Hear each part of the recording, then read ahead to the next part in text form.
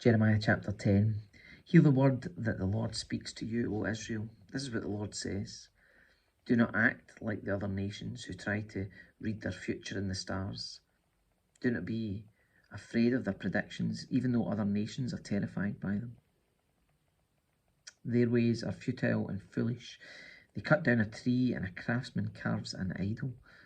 They decorate it with gold and silver and then fasten it securely with hammer and nails so it won't fall over. Their gods are like helpless scarecrows in a cucumber field. They cannot speak and they need to be carried because they cannot walk. Do not be afraid of such gods, for they can neither harm you nor do you any good.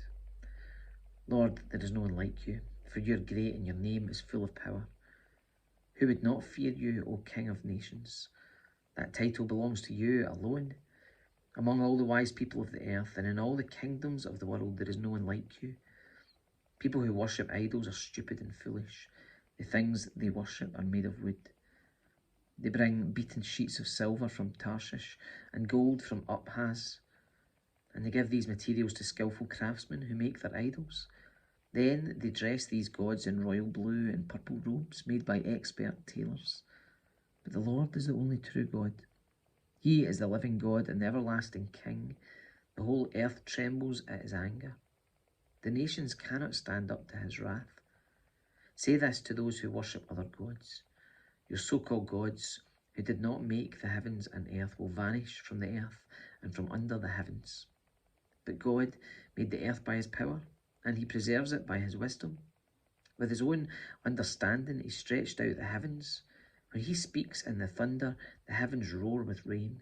He causes the clouds to rise over the earth. He sends the lightning with the rain and releases the wind from his storehouses. The whole human race is foolish and has no knowledge.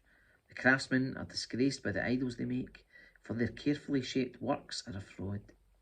These idols have no breath or power. Idols are worthless. They are ridiculous lies. On the day of reckoning, they will all be destroyed. But the God of Israel is no idol.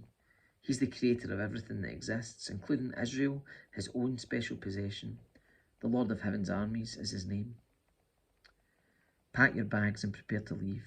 The siege is about to begin. For this is what the Lord says. Suddenly I will fling out all you who live in this land.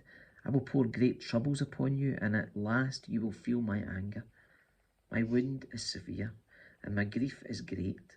My sickness is incurable, but I must bear it. My home is gone, and no one is left to help me rebuild it. My children have been taken away, and I'll never see them again.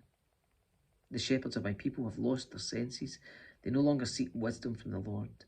Therefore, they fail completely, and their flocks are scattered. Listen, hear the terrifying roar of great armies as they roll down from the north. The towns of Judah will be destroyed and become a haunt for jackals.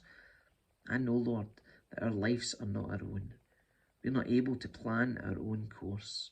So correct me, Lord, but please be gentle. Do not correct me in anger, for I would die. Pour out your wrath on the nations that refuse to acknowledge you, on the peoples that do not call upon your name. For they have devoured your people Israel. They have devoured and consumed them, making the land a desolate wilderness.